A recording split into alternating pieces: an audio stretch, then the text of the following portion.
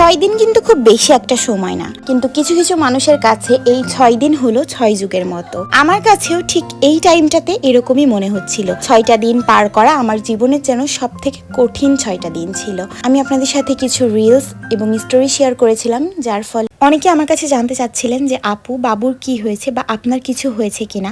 তো আজকে যখন একটু টাইম পেলাম, ভাবলাম আপনাদের সাথে আজকে আমার এই 6 দিনের কঠিন সময়ের যে স্টোরিটা আছে সেটা শেয়ার করি। চলুন শুরু থেকেই শুরু করি। একদম হুটহাট ডিসিশন নিয়ে চলে যাচ্ছি ঢাকার উদ্দেশ্যে চুয়াডাঙ্গা থেকে। আমার বড় মেয়েটা ছোটবেলা থেকে অনেক বেশি স্ট্রং আর ও অনেক বেশি চঞ্চল স্বভাবের। বিগত 5 মাস যাবত ওর মধ্যে একটা চেঞ্জ আমি দেখতে পাই। অধিকাংশ সময়ই অসুস্থ থাকে, তো ওর এই অসুস্থতার কারণটা আমরা ধরতে পারি। ঠিক ওই মুহূর্ত থেকেই আমরা চুয়াডাঙ্গাতে ওর ট্রিটমেন্টটা স্টার্ট করি। কিন্তু একটা সময় পর এসে মনে হচ্ছিল যে চুয়াডাঙ্গাতে ও প্রপার ট্রিটমেন্টটা পাচ্ছে না। ঠিক এই চিন্তা থেকেই আমরা ঢাকাতে যাওয়ার সিদ্ধান্ত নিই এবং চুয়াডাঙ্গা থেকে ঢাকাতে মুভ করি ওর প্রপার ট্রিটমেন্টের জন্য। এই টাইমটাই অনেক কিছু মনে হচ্ছিল, একটা অনিশ্চিত যাত্রা।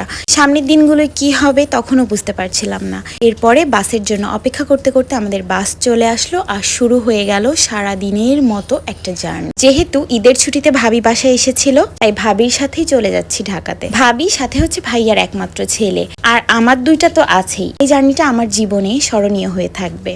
যেহেতু জার্নি করতে আমার খুবই কষ্ট হয়, এই জন্য মাঝে আমি আর কোনো ভিডিও ক্লিপ নিইনি। একদম সরাসরি চলে গিয়েছিলাম খালামনির বাসায়। শুধুমাত্র রাতটুকু রেস্ট নিয়ে পরের দিন সকালে ঘুম থেকে উঠে একদম জলদি চলে গিয়েছিলাম ডক্টরের কাছে। আসলে উদ্দেশ্য তো এটাই ছিল, ঢাকাতে আসছি শুধুমাত্র মেয়ের উন্নত চিকিৎসার জন্য। প্রচুর সিরিয়াল, প্রচুর অপেক্ষা। এই অপেক্ষার সময়গুলো যেন একদম কাটতেই যায় না। এই টাইমটাই বসে বসে অনেক কিছু ভাবছিলাম। আচ্ছা, আমাদের চুয়াডাঙ্গাতে কেন উন্নত চিকিৎসা নেই?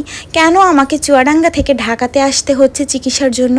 আচ্ছা, আমি না হয় আসলাম, আরো এরকম যাদের অনেক সমস্যা আছে তারা কি সবাই আসতে পারে উন্নত চিকিৎসার জন্য ঢাকাতে? আমাদের চুয়াডাঙ্গা কিন্তু এখন অনেক উন্নত।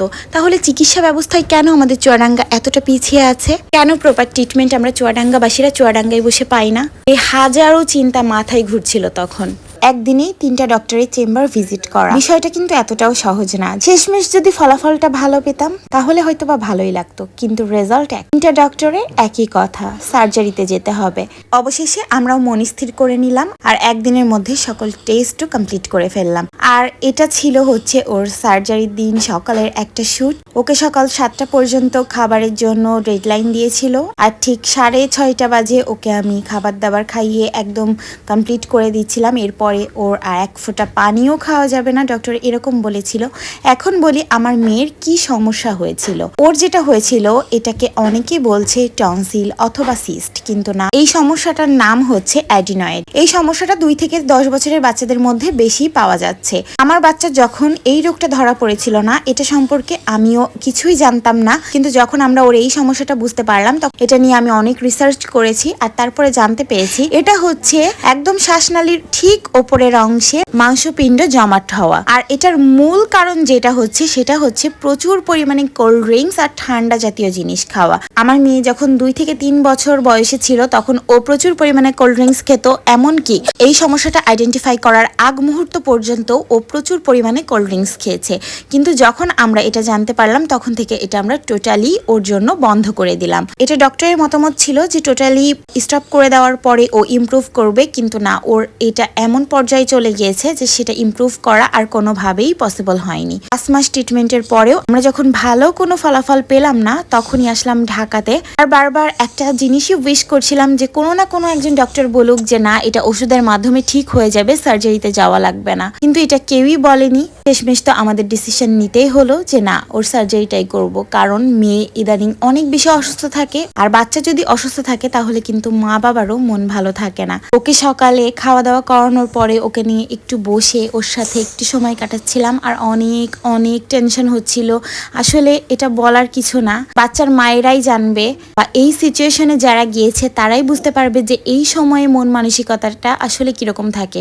এরপরে বাসা থেকে অনেকটা দূরে, আমাদের গার্জিয়ানরা কেউই আমাদের সাথে ছিল না। নিজেরাই নিজেদেরকে সান্ত্বনা দেওয়া ছাড়া আর কোনো উপায়ও ছিল না। সবকিছু মিলিয়ে আল্লাহ তাআলা যে এই টাইমে এত বেশি ধৈর্য দিয়েছিল আমাদেরকে।